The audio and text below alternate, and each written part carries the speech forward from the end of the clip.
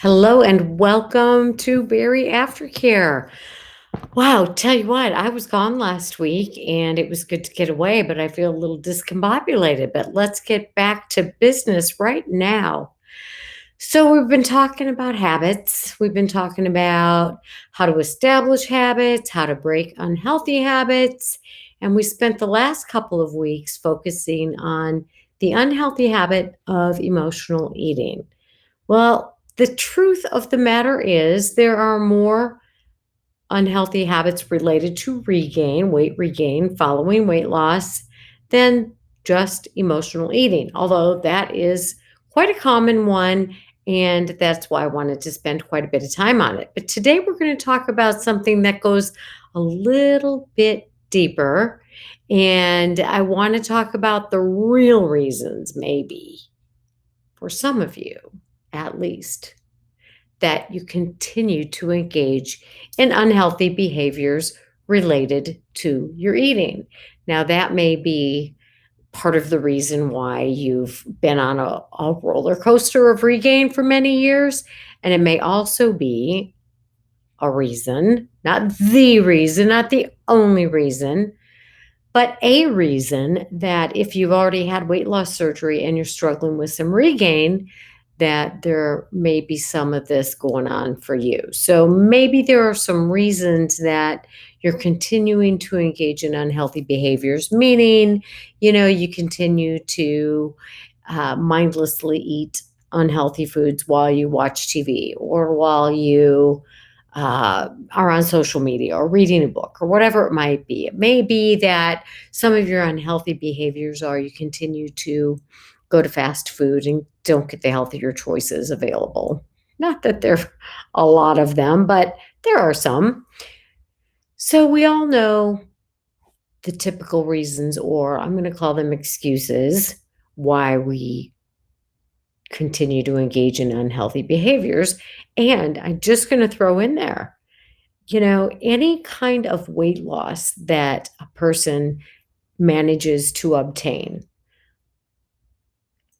whether it's a fad diet or meal replacement or whatever it is, you've got to continue the behaviors in order to maintain that weight loss, right? That's why diets don't work unless you plan to change your lifestyle to whatever kind of diet you've engaged in. You're going to gain the weight back if you go off the diet and resume your old behaviors. The same is true for weight loss surgery. So if you go into the procedure of weight loss surgery and you're thinking, well, I'll just continue to eat the way I did. I'll just eat less of whatever I ate. That is not going to work. It's not going to work for the long haul. And people get lured into believing that it works because of the magic of the 2 years following weight loss surgery. When, for most people, there's a steady weight loss almost regardless of what you're doing. Not necessarily regardless of what you're doing, but a lot of people continue to lose weight after surgery, even if they're not following with what the dietitian encouraged them to do. But those people will gain weight. So what I want to talk about is this lifestyle change. And if you don't adopt it and embrace it and make it that lifestyle change, even if you have weight loss surgery, chances are good that you'll regain. And so what are the reasons people say, well, I continue to eat fast food, or continue to skip meals, or I don't eat breakfast and I don't eat protein first? There are some bariatric basics you need to engage in. And if you don't, here's what people say. And we've talked about this before. I don't have time. I'm too busy. My kids, there's too much junk around the house. My spouse isn't into it. You know, I understand that a lot of people grew up with unhealthy ingrained behaviors. I understand there are pressures from society and your workplace and the people maybe you socialize with. I understand all of those things. I understand there are cravings and that the big food industries out there actually manufacture foods to increase our cravings for them. I get all of that. But the truth is, sometimes there are reasons we don't want to look at that we need to look at if we're really going to free ourselves, if you're going to free yourself from engaging in these unhealthy behaviors. Because sometimes, believe it or not, there are unspoken things, unspoken reasons why we continue to engage in unhealthy behaviors. And we're going to talk about that because, as much as people say, and I believe wholeheartedly, there's never a doubt in my mind. When people tell me how badly they want to lose weight, I never doubt that. I believe that's true because it's not an easy way to live, being overweight, right? So when people tell me they want to lose weight, I absolutely believe them. And yet, having worked in this field for as many years as I have, and having read as much research as I have about this, I know that there are some subconscious things that keep people engaged in those unhealthy behaviors because there are really some fears related to what happens if I actually lose this weight and keep it off. Now, that may sound absolutely contrary to anything that you can imagine, right? It's like, why the heck would I want to continue to maintain this unhealthy weight? It makes no sense at all. And for a lot of people, it doesn't. But what I want to tell you is that for some people, it does make sense. So listen with an open mind to what I have to share today. And if it doesn't apply to you, be grateful. If it does apply to you, give this some additional thought and maybe consider getting some additional help to deal with some of these things. And if it doesn't, again, if it doesn't apply to you, then maybe have some compassion for people who seem to really struggle to embrace a newer, healthier lifestyle. Now, a lot of this is related to stuff that's subconscious and maybe is related to things that happened earlier in life that you think you've been past, maybe some stuff you don't even remember. But we're going to take a little bit of a deep dive here. And actually, I'm going to do a special episode for Bariatric Care, the podcast, because there's an article I want to go into in very, very much depth that will really shed some light and maybe make you cringe and maybe make you go, oh my gosh, I had no idea. And hopefully will encourage you to tell every bariatric professional you know to listen to that podcast because physicians very often aren't aware, don't want to look at this stuff.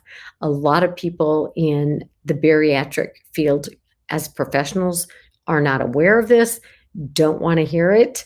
And a lot of people who struggle with their weight even after surgery don't want to hear it because it's not fun, it's not pleasant. But let's take a short dive into this today, and then I'm going to do an entire, probably it'll take an hour for a bariatric care special episode about this because it's really, really, really important. Now, one of the things that I've done from time to time on social media is I'll make a post and I'll say, what are some reasons that you may be afraid to change your relationship with food? In other words, let go of, if it's sweets that call to you or highly fatty, salty foods, what's something you're afraid of in relation to letting go of these foods? And the number one answer I get from people is feelings. So that says something, right? That is not me saying this. This is coming from people who've had weight loss surgery. This is people saying, I'm afraid to deal with my emotions. Well, that makes a lot of sense to me. It may sound like something ridiculous to some of you, but it makes a lot of sense to me because for so many people, and this goes along with the emotional eating episodes we've done recently, food is a way to avoid unpleasant feelings, right? So if you're experiencing some sadness or some depression or some grief related to some losses, who wants to feel that? It's not pleasant. And for some people, if they eat, that feeling kind of subsides. Or anger. Maybe you grew up in a household where anger is not a permissible feeling, or maybe you're afraid of anger because the way you saw anger demonstrated was scary. Maybe you had a parent or a sibling who just really blew up when they were angry and it was ugly and scary. And so, my gosh, who wants to go there? So maybe food is a way to keep you calm and you don't show anger because your knowledge of the expression of anger is scary. By the way, expression of anger can be very, very helpful and done in a healthy way. That is, doesn't have to be loud or scary at all. Shame, we've talked about shame, and I honestly don't know many people who, whether they're overweight or not, don't carry some level of shame related to something in their lives, right? And when you are dealing with weight issues, it's even more common to experience emotions related to shame, embarrassment or not feeling good enough, or all of those things, because some of that has been heaped upon you by society, maybe by friends, relatives, family members, schoolmates, wherever it may have come from, and especially by yourself. What do I mean? Well, people are relentless in when it comes to being unkind to themselves and shaming themselves with their self-talk, right? Or other feelings that people want to avoid are sadness or depression, right? And some of these emotions that we want to avoid and we avoid through food, other people avoid through alcohol, other people avoid through excessive shopping, et cetera, are related to things that happened in the past. Now, many adults say those things happened in the past. It doesn't bother me anymore. You know, to which I say that is absolutely poppycock. That's not true. Our emotions, if they're not expressed, if we haven't shared them with someone, if we haven't talked to somebody about things that happened in our past, then they are still alive and present, and we are doing things consciously or unconsciously to keep them suppressed. So, believe it or not, a lot of people continue to engage in unhealthy behaviors because they want to suppress feelings, memories, um, reminders of things that happened in the past. You may think that's absolutely absurd, but I guarantee you there's enough research and enough people who I talk to on a regular basis, and if you would have deeper, more in-depth conversations with them, you would understand it as well. That is not that is not made up stuff. There's so much truth to things from our past being unpleasant, even to think about, and those feelings just kind of percolate through your body. Anyway, we'll go into that more at a later date, but that's a huge reason. That's a huge subconscious reason that people return to unhealthy habits. It's very true that as people lose weight, for a lot of them, unpleasant memories, feelings, thoughts will emerge. And one way to squash them back down is to put that weight back on. Absolute truth. Makes no logical sense, but it makes good emotional sense and safety. And safety is one of the reasons that people regain weight.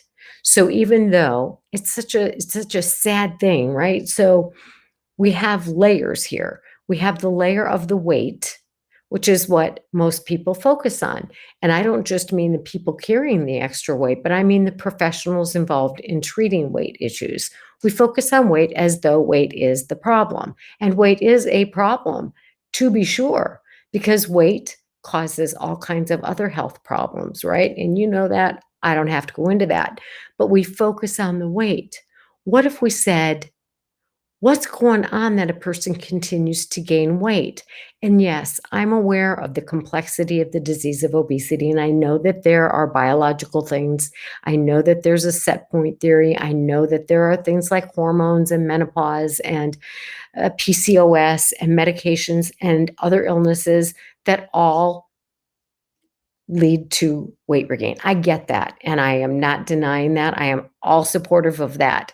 And those are pieces to this complex puzzle. Let's say there's another layer for some people, and that some people may not, or it may, include you.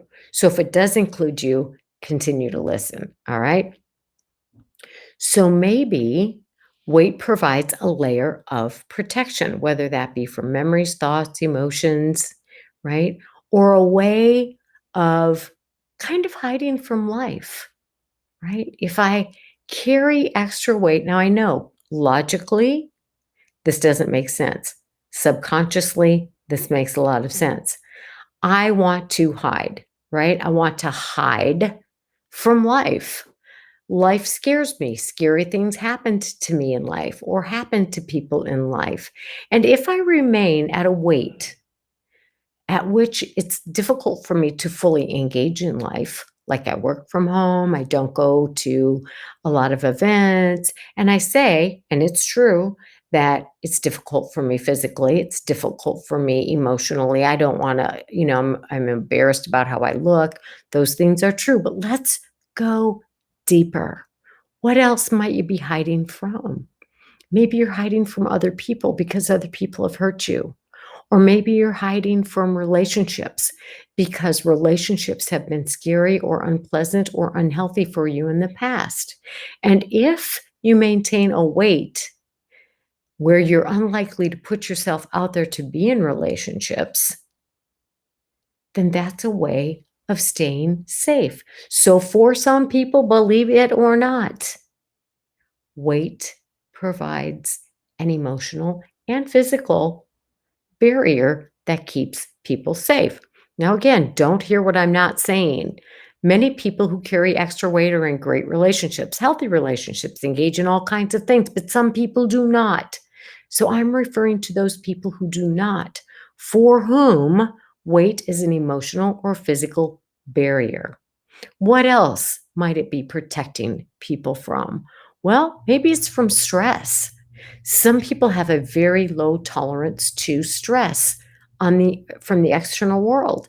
And maybe that's a built-in biological thing. Maybe it's a result of having grown up in a highly stressful environment. And so if I keep myself out of external environments and safe within my own four walls, and I do that because I can't get out because my weight prevents me from doing so, it's very convoluted and it's very deep, and a lot of it is very subconscious, but it's the truth for a lot of people. And a lot of people, you can read about people who have shared this reality, right? Weight protects some people from conflict. If I get out there, if I put myself out there, then I'm opening myself up to relationships. And what I know about relationships is they bring conflict, and I don't want that in my life.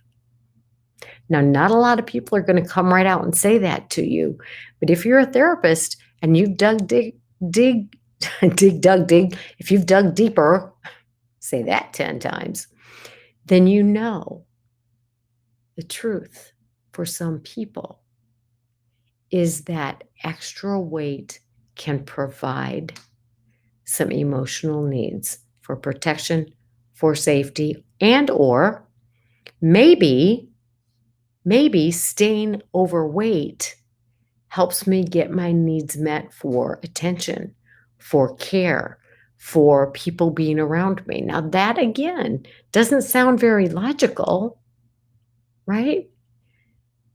And we focus on the weight as the problem and we focus on the biological aspects. But for a lot of people, if we continue to go deeper and deeper and deeper, maybe we'll find out that I'm afraid no one will be around me unless I need help. I'm afraid my children will leave. I'm afraid my spouse will leave. If I don't need to be taken care of physically because of my weight, I'm afraid people will leave me. And I know that sounds so absurd, but it's not absurd if you don't know any other ways or if you haven't learned healthier ways. That sun's shining right in on me. Ooh, to get needs met, then you will do what you have to do, right? So some people maintain weight, and you've heard these stories. You're like, why do their family members keep bringing them food when they're so big they can't get out of bed? Well, there's some unhealthy relationships dynamics going on there, clearly. And yet, part of that keeps people tied into each other. And maybe, just maybe, that's how they know they're cared for. So if I stay morbidly obese and in my bed and struggle with mobility, then people will care for me. Now, that's a minority of cases, right? But how about this? How about if I stay overweight, if I regain my weight as much as I want to get rid of it? And again, I believe people want to get rid of that weight. It's not a comfortable way to live. However, there are fears associated with letting go of the weight. For example, people might expect more from me, and that scares me. Why? Because maybe I don't feel like I can do things. Maybe I don't have much self confidence. Maybe my self esteem has been so eroded over the years that I don't believe that I could get out there and get a job, or that I could get out there and make friends, or that I could be out there and be a contributing member of society. Maybe, you know, I don't have to put as much effort. People don't expect as much from me. Those stereotypes of people who carry too much weight, even though they are absolutely not true. And you and I know that. And yet the stereotypes continue. And for some people who may have very low self esteem, or who may have great amounts of anxiety or tremendous levels of depression, that weight serves the purpose of, I don't have to have a lot of expected of me. I don't believe I have a lot to offer. I don't believe I'm capable of much. And if I keep my weight on, people don't expect so much from me. Again, sounds convoluted, but it's true. People fear success, people fear failure. And if they maintain the status quo, which for them may be excess weight, they don't have to deal with those fears. That's a common thing for a lot of people, right? For some people, food is a companion. It absolutely is. I eat to avoid feeling lonely. And if I didn't eat or have the companionship of food, or if I didn't get to look forward to whatever I take home with me, or if I didn't get to order in these things that I enjoy, well, then maybe that loneliness would be so crippling, I don't feel like I could bear it. Or maybe I have so little in my life that I'd have absolutely no enjoyment. I don't know. And it might not make any sense to you, but for some people, that is the truth. Some people say, and these are comments from people, I use food to drown my feelings of anger at my parents, or at my spouse, or at my siblings, or food is my way to avoid feelings of low self-esteem. Now, I think that for most of you, you can understand some of this, at least to some degree, right? Or maybe you're in a relationship and the relationship isn't going so well. And maybe you don't want to have a physical relationship with the person that you have a committed relationship with. So rather than going to bed with them, you stay up to watch TV and you engage in eating to avoid your emotions related to that. It's easier to deal with my weight than it is to deal with, why is my relationship unhealthy? I think a lot of people, if they're honest with themselves, can understand that. And I think for a lot of people, if they're honest with themselves, they can relate to some of these things, right? For anybody who's been sexually abused, not anybody. Well, if you've been sexually abused, at least maybe you can understand this concept. But for some people who have been sexually abused, weight is a way to keep people away. And when they lose weight, they're very vulnerable. And here's a couple of things that happen. People with a history of sexual abuse are very afraid sometimes, not always, but sometimes, that when they lose weight and people start showing them any kind of sexual attention, that they'll be taken advantage of.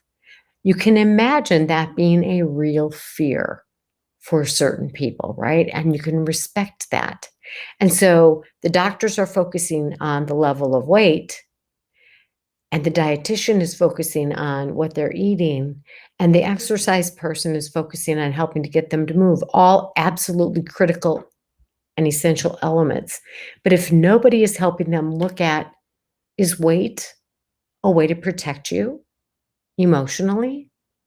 If nobody's helping them to deal with that aspect, there's something critical missing here, right?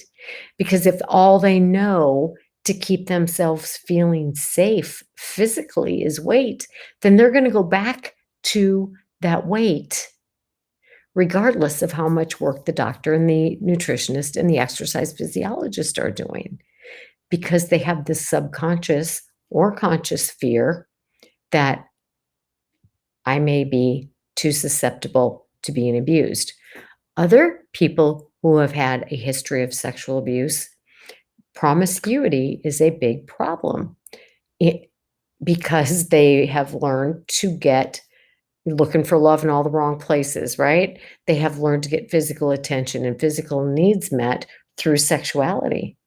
And so some people are afraid, if I lose this weight, when I'm thinner, I become promiscuous, and I don't want to do that. I love my husband. I love my children. I don't want to destroy my marriage, or I don't want to feel that way about myself. I don't want to get a disease. I don't want to, whatever it may be. And yet they don't have the skills to not act out that way because they haven't dealt with what that sexual abuse has meant to them and how they've come to view their body and to make peace with their body. So there are oftentimes deeper reasons than menopause weight or, PCOS weight, which are real things. So you may have some of those real things going on in addition to some of these other real things that people don't talk about or focus on. They're all real things, but they all need attention. And so I'm bringing this up today because it doesn't make sense to some people, especially a lot of the professionals who work with people, why people would go back to those old unhealthy ways of eating.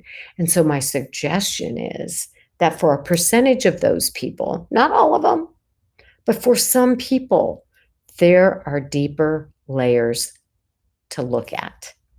So if that is you, or if you suspect that is someone you know or love who continues to regain weight, suggest to them that they see a therapist in addition to, not instead of, but in addition to the physicians, the dietitians, the exercise people, but also get support from a mental health professional who's willing to hear them and not judge them, who can help them develop skills and a healthier relationship with themselves so that they don't need this perceived need of the protection that weight sometimes offers.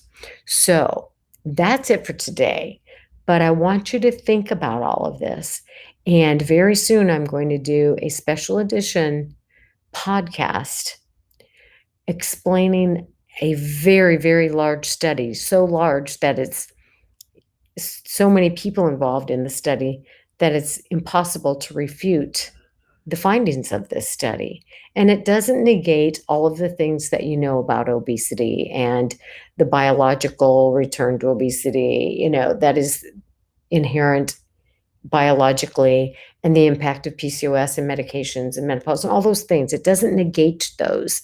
It just gives you an additional understanding and maybe a place to go if you're the one who continues to regain and engage in unhealthy behaviors that don't seem to make sense to you, right?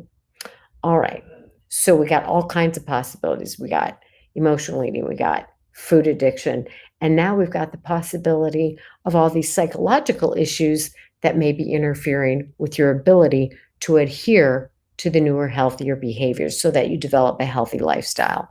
All right, guys, it's so deep, right? Anyway, today, just for today, do your best to engage in the bariatric basics, the gotta do-ems, the things that will lead you to where you say you want to be. All this stuff works together so that hopefully We can, over the course of our life, this is such a process, right? Become our best selves, learn to appreciate and love ourselves, not need the protections of alcohol or drugs or food or any of the other things that keep us from being our best selves. So remember, it's your health, it's your responsibility this day and every day. And we will talk again soon. Make it a great one, my friends. Bye bye.